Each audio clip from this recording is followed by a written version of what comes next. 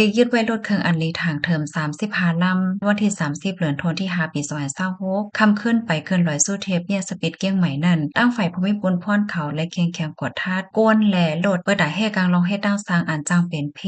และลองขี่รถแข่งกันในปืนตีก้นนำและเจนเจอนั่นเสียกอและยืดเอารถเครื่องตีก้นตุ่มอันลีทางเถิมเอากว่าไว้ดีโฮงบริโภพิง35ลำเปิดดากดทัดลองตั้งไล่หัวยอยมันสืบกว่าว่าในค่ะข้อมูลตอนในคาลิปีมาที่ห้องการข่าวคนล้านนาต่างไว้ค่ะ